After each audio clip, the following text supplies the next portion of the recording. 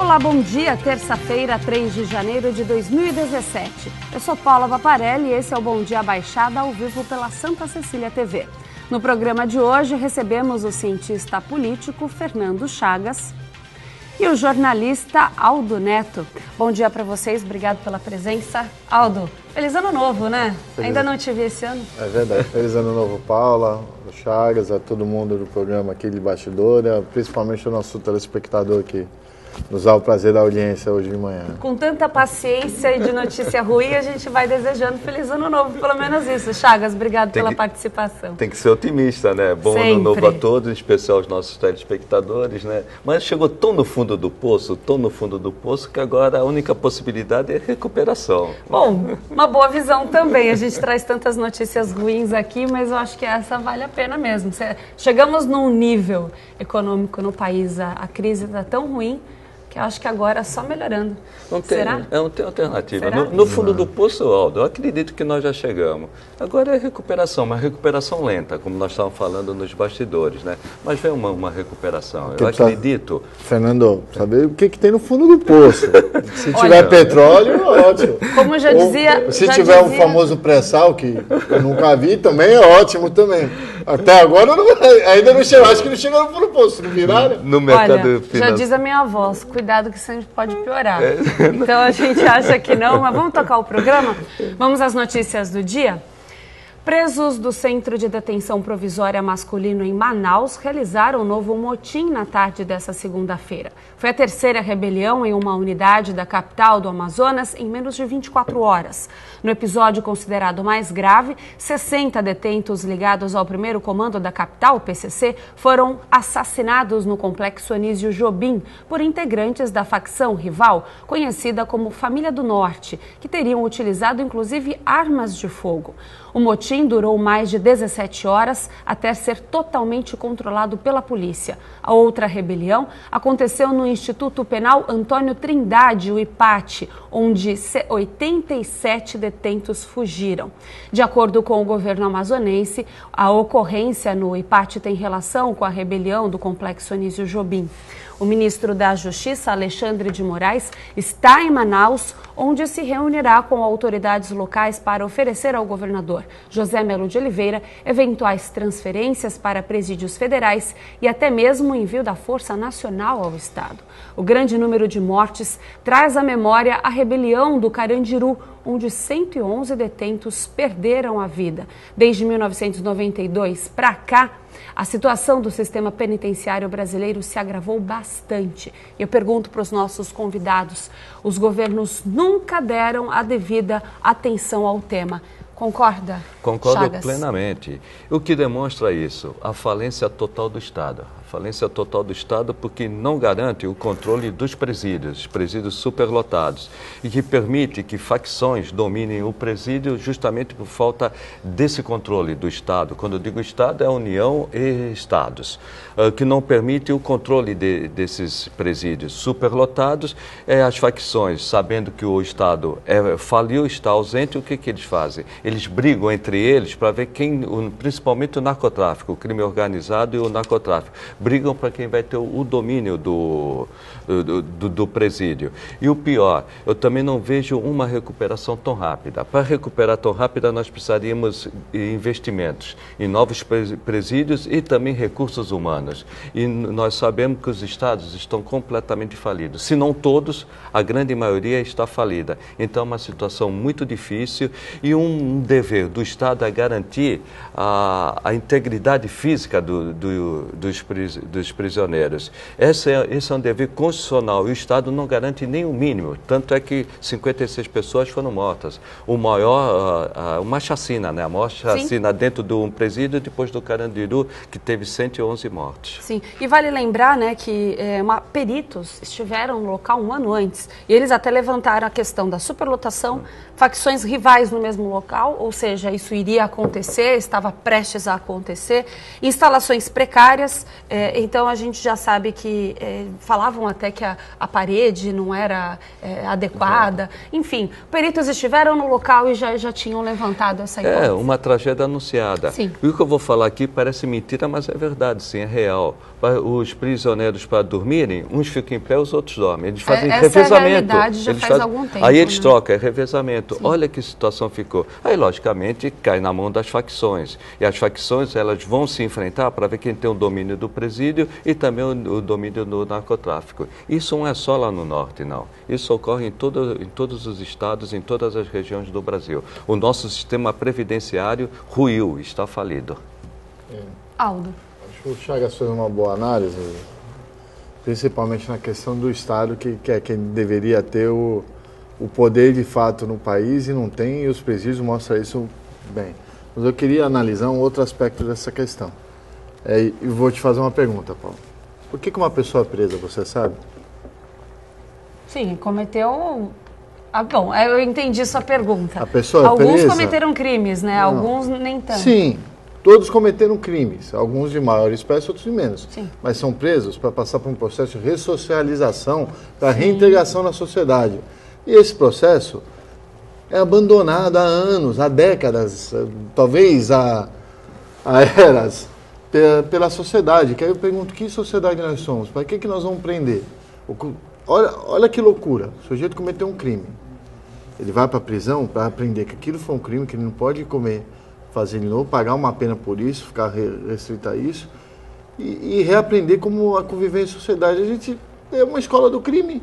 O cara vai lá, é chacina, é facção, o cara manda mais no estado de dentro da cadeia do que fora. Para alguns é mais vantagem estar preso do que... Acho que a gente precisa rever a nossa sociedade como um todo. E os objetivos disso. Para que a gente tem um presídio?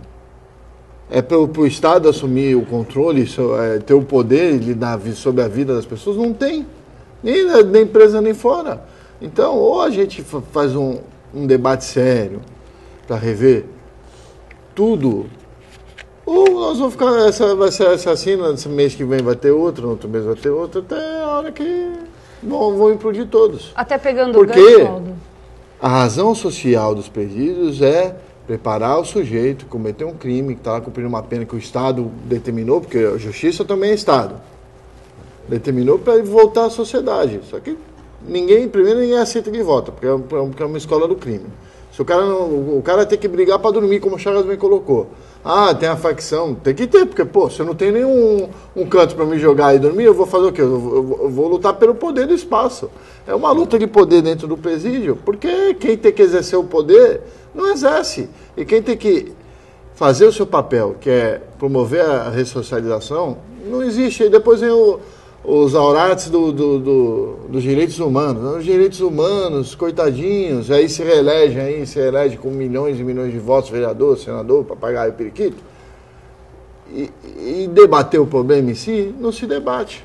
Qual é o problema? Precisamos rever tudo na nossa sociedade, inclusive as punições do sistema prisional, se é isso que a gente quer para nós. Eu acho que está tudo errado. E o pior, Aldo, né?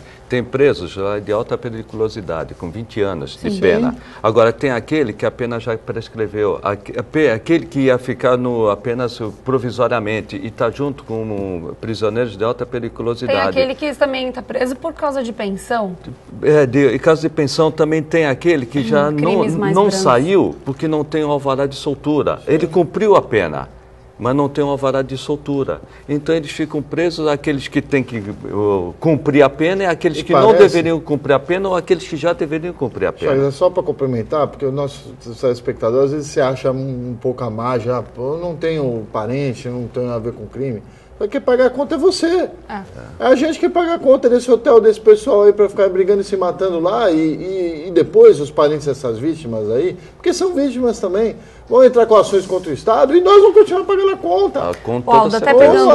Ou a gente assume que isso vai passar na sociedade, ou então nós vamos ficar achando que não é com a gente, a hora que a hora que você, a cada dia está mais perto. Então, até pegando o gancho em uma das questões que você levantou, segundo o ministro da Justiça, Alexandre Moraes, os líderes, a partir do momento que eles identificarem quem foram esses líderes, eles serão transferidos aí para presídios federais. Só que aí você transfere, veja, você transfere um líder de uma facção daqui para lá e dá problema em outros. Então, assim, o problema, na verdade, ele continua. E aí... a escola oficial do crime, Paula. Então, a solução do ministro da Justiça é exportar know-how de massacre. Vai ser uma beleza.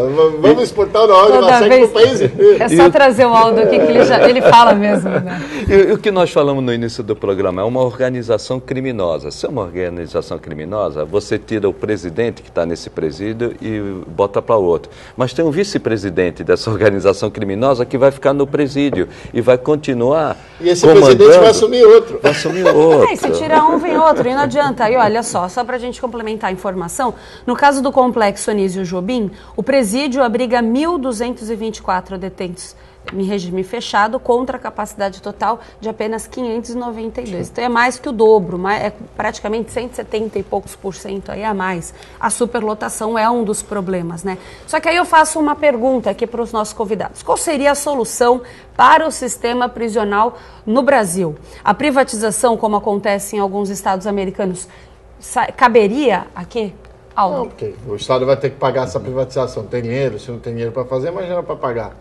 Precisa rever o conceito todo, inclusive de penas. Porque às vezes a gente está aqui comentando, tem um cara que não pagou a pensão, que vai preso, vai para o presídio, mesmo presídio que está o cara do PCC. Não pode. Ou a gente rever, inclusive, penas, porque a gente costuma, principalmente sua politicagem, não, nós somos duros, aumentamos pena de tudo, tá. Isso aí é reflexo disso, vai jogando para cadeia, daqui a pouco vai ter mais cadeia que escola nesse país. Não pode. E tem um detalhe. Ou seja, volta o investimento na educação, na verdade. Fundamentalmente.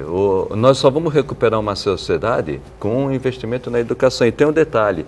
Esse presídio do Norte, na verdade, ele é uma PPP. Ele já está privatizado. Então, o problema não é ser PPP, ser privatizado, eu sempre defender a privatização ou estar com o poder público. O problema é o controle do Estado. O Estado perdeu o controle dos presídios no Brasil. O Estado está ausente. Essa falta de controle leva à situação. E eu não vejo a curto prazo uma modificação nessa situação. Também não adianta depois liberar uma verba como foi liberado para esse presídio, mas que você também não vai resolver isso rapidamente. O problema é estrutural. O problema é estrutural. Se você não resolver esse problema estrutural, você pode ter pontualmente, acontecer uma tragédia, pontualmente você dá uma resposta para a sociedade, mas não resolve. E o pior, nós vamos gastar mais, porque essas 56 pessoas, se um advogado entrar para defender essas 56 pessoas, ao longo do tempo que vai demorar, elas vão ser indenizadas. Sim. E quem vai pagar a indenização? O Estado. Quando o Estado paga... É você que está assistindo. Somos nós. E eu acho, Paulo, que esse é um debate que a gente precisa fazer. A gente precisa rever as nossas penas. E o país tem vários especialistas, mesmo aqui na região.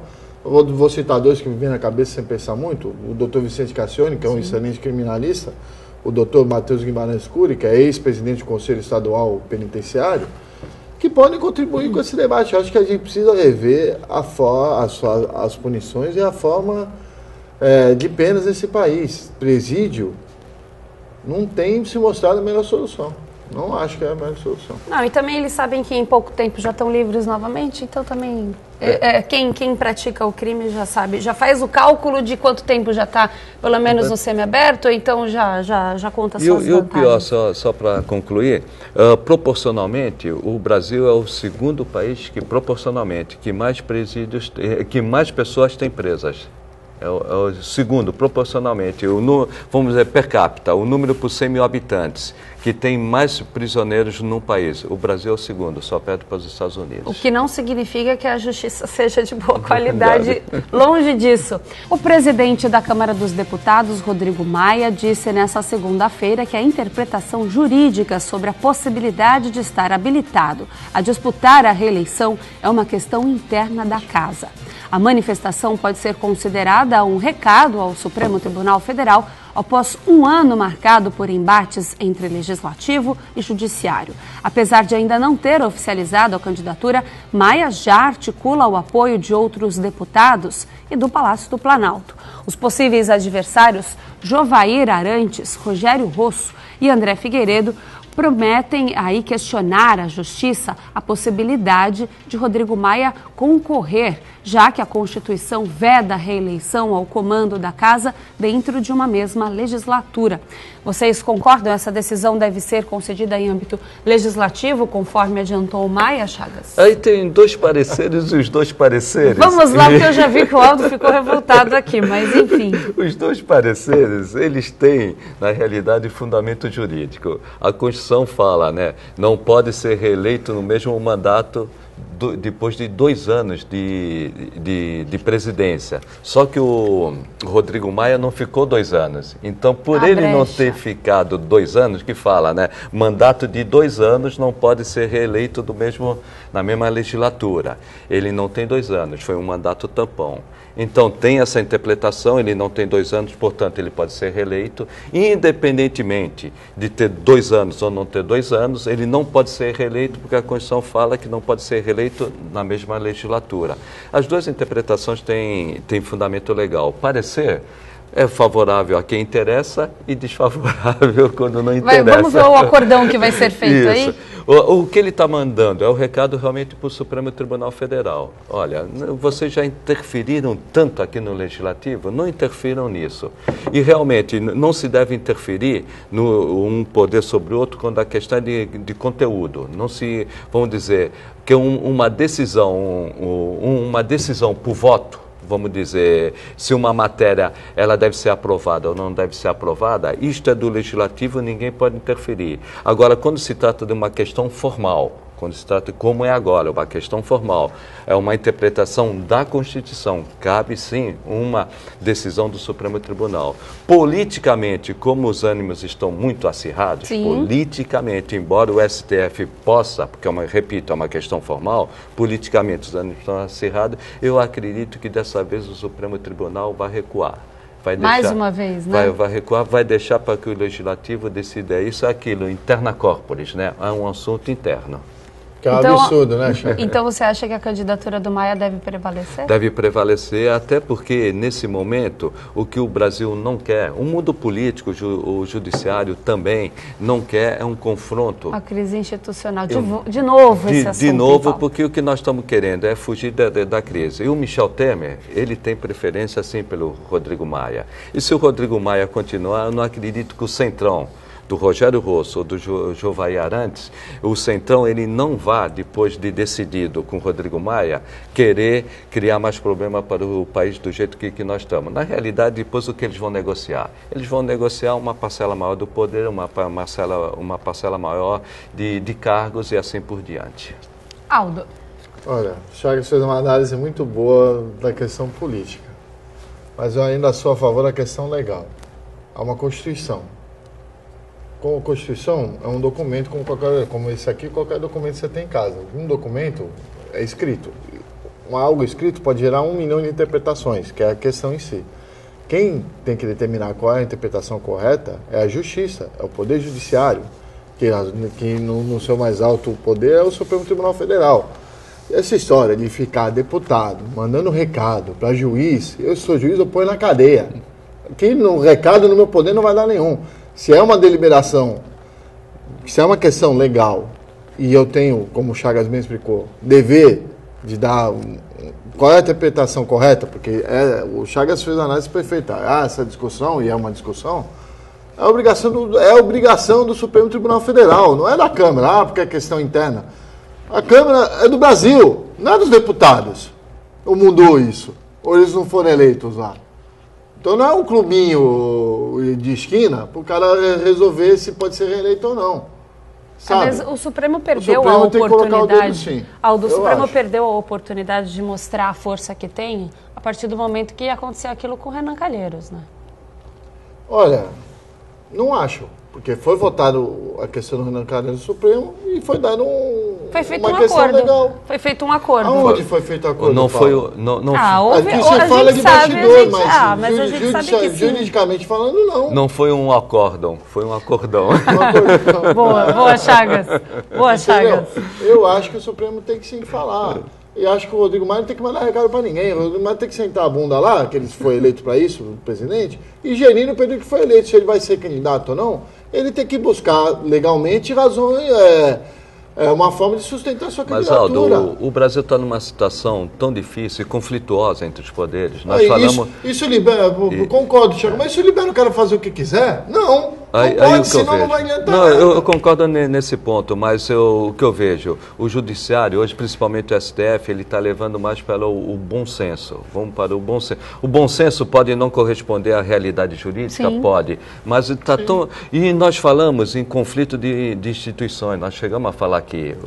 Tem um conflito interno dentro do STF e tem um conflito do STF, principalmente com o Poder Legislativo. O que eu vejo, mesmo sendo uma questão que o judiciário pode interferir, por bom senso, eles vão pensar 2 vezes. Agora, a decisão, seja ela qual for tomada, o que nós precisamos, depois de decidido se vai Jovair Arantes, Rogério Rosso ou Rodrigo Maia, é aprovar a pauta que é necessária para a recuperação econômica do país. E isso é o que não falta. O que não falta é pauta. Esse tem que ser o debate, não que vai ser o presidente da Câmara. Mas aí vamos continuar no debate de quem vai ser o presidente da Câmara, a contragosto do Aldo, mas assim, uma questão que eu quero levantar é a seguinte: diante de todas essas, se o Maia pode ser reeleito ou não, se ele pode se candidatar novamente, tem uma questão aí. O Maia foi citado em uma das ilações dos executivos da Odebrecht na Operação Lava Jato. Será que isso pode atrapalhar os planos dele também, já que alguns não podem? Acredito que não, isso Paula, é o de menos. Porque, olha, denunciado na Lava Jato é de A a Z. Ele foi citado apenas, né? Todos os deputados foram. Quem não foi? O Eunício Oliveira também, que é candidato à presidência do Senado, foi mais citado do que o Maia. E é candidato. O presidente foi? Não, olha a situação do Renan Calheiros. É de A a Z, né? É a Z. Até o presidente foi. Bom, Maia reiterou a sua concordância na reforma trabalhista. Na verdade, tem 2 questões aqui para a gente encerrar o bloco. Vou colocar aqui. O atual presidente da Câmara disse à imprensa, Rodrigo Maia, que independente da sua candidatura, a reforma da Previdência deverá ser aprovada ainda no primeiro semestre de 2017. O que vocês acham disso? Otimista, hein? Bom, foi depois da declaração de Rodrigo Maia. Olha, eu acredito que a reforma trabalhista possa até passar, que não é uma reforma, são tópicos que vai melhorar o ambiente de negócio no Brasil, facilitar a recuperação da economia. Agora, a reforma da Previdência dificilmente passa nesse governo. Só vai passar uma reforma previdenciária quando tiver um governo eleito nas urnas. Você já falou isso aqui no programa, inclusive. Muito complicado. Uma coisa, a PEC dos gastos. Ela é geral. Ninguém, na realidade, entende o que é a PEC dos gastos. Agora, a Previdência não. A Previdência toca no bolso. Toca no bolso do aposentado, do pensionista e aquele que também quer se aposentar. É muito polêmica, eu não vejo possibilidade, principalmente no primeiro semestre, que vai ser também uma PEC, a PEC da Previdência passar. Agora, uma questão que a gente trouxe até aqui, fugindo só rapidamente desse assunto, e nós falamos muito de Michel Temer em várias conversas aqui no programa. Ele comentou esses dias, entre Natal e Ano Novo, ele trouxe um comentário que já que ele não é realmente popular, então ele vai trabalhar para que sejam aprovadas essas reformas. Mas não cabe, não tem tempo hábil para isso. Essa saída dele, né? Ele tocou num ponto que é fundamental, mas acho que é o tópico, a reforma tributária. Reforma tributária, ela é necessária até para aliviar, como eu digo, o ambiente de negócio. Não só a reforma trabalhista, mas a reforma tributária. Ela é necessária para aliviar o ambiente de negócios e facilitar, né, o dinamismo da economia. Também acho difícil. Até porque a União não vai arriscar. Porque uma reforma tributária, o que seria um novo pacto federativo? O que é o novo pacto federativo? Vai mais dinheiro para os estados e vai mais dinheiro principalmente para os municípios. Com um rombo de 170 bilhões no ano passado, um rombo de 140 bilhões, não vai ter reforma tributária. O próprio Michel Temer não vai querer essa reforma tributária. Agora, a única forma do Michel Temer, que ele vai ser impopular até o fim do governo, ele passar para a história, é tentar fazer essas reformas. Daqui a 20... Você acha que ele consegue alguma? Eu acredito que a trabalhista ele consiga. Ele já fez, mais fácil de resolver. Porque é pontual, não é uma grande reforma, é pontual. E algumas medidas ele já avançou, mas não grandes mudanças. Rapidinho, você me permite discordar de você? Lógico. Veja. Tá aí o Rodrigo Maia datando quando vai fazer reforma. Gente, a sua reforma no país de coisa muito séria para você datar. A última vez que eu vi datar, eles foram fazer uma reforma política aí, que a gente viu o que deu nessa eleição, só favoreceu quem está no poder. Não tem campanha política, não se pode fazer nada, não tem horário eleitoral, não tem nada, não tem como apresentar proposta. Favorece quem? Quem já está no... Quem as pessoas já conhecem, quem já está no poder. Foi a grande reforma política que foi feita pela Câmara, pelo Judiciário, para essa eleição aí que a gente viu como é que foi. Fúnebre. Foi uma eleição fúnebre. Por quê? Porque voltou todo mundo bem colocado, Chagas. Então, datar a reforma é assustador. É assustador. Ele vai conseguir fazer, Chagas? Vai fazer a reforma que precisa, aí é outra discussão, duvido. O prefeito de Santos, Paulo Alexandre Barbosa, anunciou que a data para o início do atendimento no Hospital dos Estivadores será ainda na primeira quinzena de janeiro. A previsão foi feita durante a posse dele no dia 1º de janeiro. Inaugurado em 22 de dezembro, a unidade de saúde ainda não começou a receber gestantes. Segundo a prefeitura, o local precisava ser desinfectado após autoridades municipais, estaduais e federais entrarem no local. Neste período, também acontecem testes nos novos equipamentos. Na primeira etapa de funcionamento, está prevista a ativação imediata de 18 leitos de alojamento conjunto, 10 leitos de terapia intensiva e cuidados intermediários neonatais, 3 suítes de pré e pós-parto e uma sala de centro obstétrico. A implantação total dos níveis de atendimento do Hospital dos Estivadores será realizada em outras 2 etapas. A população aguarda com grande expectativa a inauguração, né? Isso, o prefeito Na verdade, de Santos... a inauguração já foi, a abertura do atendimento. A abertura do atendimento está dependente, né? A prefeitura já entregou o prédio para o Instituto Oswaldo Cruz, um dos 3, 4 melhores institutos do país em matéria de saúde, é uma OS. Ela está num período que está fazendo uma vistoria, tanto na parte administrativa como sanitária e também das instalações de equipamento. Feito isso, principalmente a questão sanitária e de instalações de equipamento, o hospital na primeira quinzena, até dia 15 de janeiro, deve entrar em funcionamento. Inicialmente de portas fechadas, com a maternidade passando dos hospitais públicos para a maternidade do Hospital dos Estivadores e depois abrindo para toda a população, né? Nós temos hoje o previsto no orçamento, junto com a União e com o Estado, uma conta de 5 milhões por mês, enquanto ele funcionar parcialmente, e depois quando ele funcionar totalmente, repito, com recursos do município, Estado e União, nós vamos ter uma despesa de 10 milhões por mês com esse hospital, que é de ponta e é o que tem de mais moderno em termos de saúde pública aqui no Brasil, está agora na Baixada Santista. O mais difícil é administrar isso tudo, né, Chagas? De que forma, por exemplo, que a indicação de um secretário com perfil de gestão pode realmente contribuir para essa melhoria no atendimento? Porque vai ser o controle. Porque um secretário de gestão, um advogado que é especialista em administração pública, formado, pós-graduado em administração pública, porque a prefeitura vai ter que fazer o controle, a supervisão, a fiscalização do hospital, porque o hospital, na realidade, ele está com uma organização social, a organização social que vai gerir o hospital. O que cabe ao poder público? Cabe ao poder público controlar, supervisionar, fiscalizar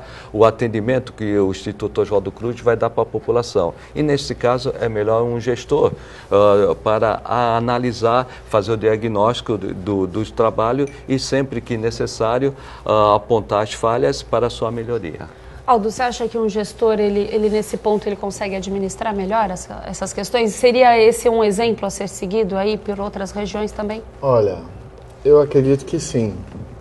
Até porque, vale lembrar que o último ministro da Saúde que teve alguma relevância no país foi o José Serra, por mais que eu possa gostar ou discordar dele, que eu também não amo de paixão, mas ele foi um grande ministro da Saúde. Então, eu não acho que seja ruim, não. Acho que inclusive, que é uma boa, e acho que o Hospital dos Estivadores está bem atrasado e a população urge para ele voltar a funcionar, até porque o nosso número de leitos aí é bem ruim. E acho que é melhor ter alguém que é fora do esqueminha do que um médico aí. Porque alguém de gestão vai gerir. Gerir filho, cadê teu ponto? Por que você não está aqui? Sim. Um colega às vezes não faz essa gestão tão em cima assim dos outros. Então foi uma boa decisão do prefeito. Tem uma questão que a gente também precisa levantar aqui. Vocês acreditam que essas novas gestões municipais, os novos prefeitos, será que eles conseguem, por exemplo, São Vicente e Cubatão, será que em curto prazo eles conseguem diminuir a demanda em relação para não atrapalhar tanto assim, não inflar o Hospital dos Estivadores? Sou pessimista, né? Eu acho que a população da Baixada Santista, de uma certa forma, vai migrar cada vez mais para a cidade polo. A cidade polo é Santos, principalmente porque nós temos uma UPA, uma unidade de pronto atendimento. A unidade de pronto atendimento atende 40% das cidades vizinhas. Do total de atendimento na UPA de Santos, a unidade de pronto atendimento, 40% são das unidades vizinhas. Foram também construídas ou reconstruídas 10 novas policlínicas, o que atrai também pessoas de fora. E o hospital, inevitavelmente, as pessoas da região virão para esse hospital. Enquanto isso, Cubatão e São Vicente devem tentar revitalizar as suas unidades de saúde para manter essas pessoas lá. Mas a curto prazo eu vejo uma migração para a cidade polo, para a cidade de Santos. Então a curto prazo piora. Agora a longo prazo, será que... Na verdade é o que a gente sempre foi assim, Paulo, isso não vai mudar. É o planejamento e a administração que a gente sempre fala aqui, né? Isso não tem. Não é planejamento e administração. As pessoas precisam entender que a saúde é uma gestão dos 3 poderes, município, estado e governo federal. No repasse também é assim, a Prefeitura de Santos recebe mais dos outros. Não recebe. Que Cubatão e São Vicente. Recebe mais, sim, mas não pelo atendimento de pessoas de fora. Não, mas pelo número de atendimentos que exerce, porque é direito, se eu passar mal numa viagem para Florianópolis, o sistema de saúde de Florianópolis tem que me atender. A saúde é universal. Bem colocado, a saúde é universal. Então, quem atende mais recebe mais, a Prefeitura recebe mais por isso. Então, sabe... É muito, realmente precisa, as outras cidades têm as suas estruturas. Até algumas cidades da região têm UPAs, aí foi feito um grande investimento aí por UPAs. Só acho que é ilusão achar que as outras cidades vão conseguir ter o mesmo sistema de saúde e não vão. E tem um ponto importante, né? Com a crise que nós estamos vivendo, as pessoas estão deixando o plano de saúde e estão indo para a rede pública municipal. Que sobrecarrega. O prefeito sempre coloca bem, que quando se tem uma crise é quando o governo tem que se fazer mais presente, e aí é uma verdade. No momento de queda de arrecadação. Que é da arrecadação geral. E vamos tocar aqui o programa. O prefeito de São Paulo, João Dória, anunciou em entrevista coletiva uma redução de 15% no valor dos contratos firmados entre a Prefeitura da capital paulista e os prestadores de serviços. Foi a primeira medida anunciada pela nova gestão. Os cortes excluem contratos nas áreas de educação, saúde e transporte. Segundo o prefeito, não haverá redução dos serviços prestados. O anúncio foi feito após reunião de Dória com o secretariado. Eu pergunto para vocês acham que foi muito clichê a questão dele se vestir de gari? Isso nós falamos no programa de ontem. O que você acha disso rapidamente? Depois que a máquina começar a funcionar, envolve de tal maneira o prefeito que esses impactos... Não esperava isso do Dória, isso não. Esses impactos, eles vão amenizando, né? Então é um momento, não só foi o Dória, como o Crivella no Rio também, que foi tirar sangue, né?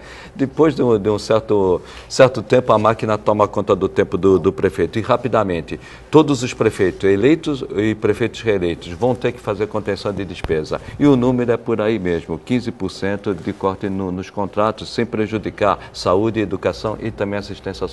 E por falar nessas reduções, o Dória também anunciou o corte de 30% dos cargos comissionados nos próximos 180 dias. Não tem como fugir. Os cortes eles vão ter que acontecer de um jeito ou de outro, né, Aldo?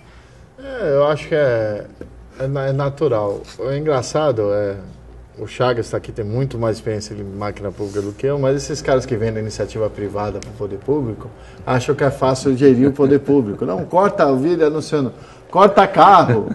Como é que a estrutura da Prefeitura de São Paulo não é um prédio onde está toda a estrutura? É espalhado por toda a cidade. São Paulo não é Santos. São Paulo é maior que estados do país. Imagina para um secretário de assistência comunitária aí, que ele deve ter cortado o carro. Ele ir numa audiência com o prefeito, como é que ele vai? Vai pegar um metrô? Ele vai chegar aqui na audiência. Como é que ele vai? Gente, acho que ele precisa ter um choque de realidade. E já está começando, porque uma coisa que nós anunciamos é que ele acabou de sentar na cadeira e tinha promessa, vou zerar a questão de creche. Já não é mais assim a promessa dele. Então, tem que se tomar calma. Quando vem alguém de fora do poder público, eu acho salutar, acho importante, acho bom, acho que ele é um cara que pode fazer uma boa gestão, mas sempre se empolga demais achando que é só gerir como se fosse uma empresa. Não é a mesma coisa. Só acrescentando, tem as despesas obrigatórias e permanentes. Essas não podem ser cortadas. O que nós cortamos, na realidade, no poder público, são as despesas que a gente chama de discricionárias. São aquelas despesas que não têm tanta importância, não são essenciais. Por exemplo, contrato não dá para você cortar muito, corta os 15%. A folha de pessoal não dá. As obrigações trabalhistas, as obrigações tributárias você tem que pagar. O serviço da dívida você tem que pagar. Feito isso, o que restar você corta. São aquelas que a gente chama não essenciais. Bom, antes de chamar o intervalo comercial, na noite dessa segunda-feira, o incêndio atingiu cerca de 125 moradias no caminho São Sebastião, no Jardim Rádio Clube, na zona noroeste de Santos. De acordo com o Corpo de Bombeiros, o fogo começou por volta das 9 da noite e se alastrou rapidamente por uma área de 5.000 metros quadrados. As chamas foram controladas no início da madrugada. 7 pessoas foram atendidas no pronto-socorro da zona noroeste e todas já foram liberadas. Os bombeiros investigam as causas do incêndio. E o presidente dos Estados Unidos, Barack Obama, anunciou em comunicado por e-mail que fará um discurso de despedida em 10 de janeiro na cidade na qual cresceu, que é Chicago, com reflexões sobre o período em que esteve na presidência para agradecer aos apoiadores. Na mensagem, Obama lembrou que o primeiro presidente dos Estados Unidos, George Washington, também fez um discurso de despedida.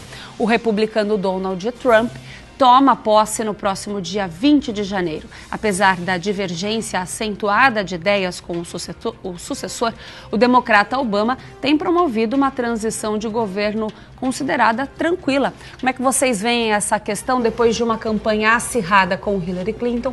A transição do governo ocorre dentro do esperado? Ocorre dentro do esperado, né? Aqui é Trump, não é Trump, Aqui viu? É Trump, viu, Aldo? Depois dessa disputa muito acirrada entre o Trump e a Hillary Clinton, né? A transição está de forma amena, tranquila. Por quê? Porque o Obama é um democrata. O Obama sabe a importância que tem um país dos Estados Unidos, né? Numa transição. Então abriu todas as portas para que o Trump, ou Trump, né? O Trump aqui, né, Léo? Ele tenha todas as informações necessárias para assumir dia 20 de janeiro. Por outro lado, o Obama ele tem tomado medidas para marcar definitivamente o seu mandato, porque ele sabe que o seu legado, rapidamente, ele vai ser destruído pelas novas medidas do Trump, ou Trump. E o Obama, principalmente na questão internacional, ele tem marcado presença, no caso da Rússia, principalmente, revelando que a Rússia interferiu com hackers nas eleições americanas. Vai mudar o panorama? Não vai mudar o panorama, mas apenas marcar. Olha, aqui o que vocês fizeram tem resposta. Diferentemente vai ser com o Trump, quando o Trump assumir. Quando o Trump assumir, na realidade, ele vai tentar uma aproximação com a Rússia, principalmente para resolver problemas com o Estado Islâmico no Oriente Médio. E no mundo inteiro, de uma forma geral, a mudança dos Estados Unidos nas medidas econômicas, principalmente nas relações comerciais, essas medidas vão mudar muito, vão mudar bastante. Ele já deixou claro que vão acontecer essas mudanças. Isso está claro, até muita gente tinha dúvida se o Trump das eleições seria o mesmo do governo. Será o mesmo do governo. Isso demonstra o quê? Pela sua equipe de governo, principalmente as relações internacionais. A sua equipe de governo é extremamente radical e conservadora, mais do que o governo Bush. Então nós podemos esperar medidas internacionais bem diferentes dessa época do Obama no poder. Não está achando a transição tranquila demais, Aldo? O Trump ele foi tão polêmico no começo, ele está quieto demais, isso não é estranho? Não é natural. O Chagas colocou bem da postura do presidente Obama. E veja, o presidente Obama, para ser despedido dos funcionários lá na Casa Branca, foi servir a refeição. Depois a gente fala do Dória, que foi se vestir de gari, fala do Kenny, que vai ser agente da dengue. O povo gosta disso porque ele vê uma pessoa mais humana, mais próxima dele. O Obama é um político ladino. Ele está fazendo o trabalho certo para... A população norte-americana decidiu por outro caminho. Não é mais democrata, é republicana.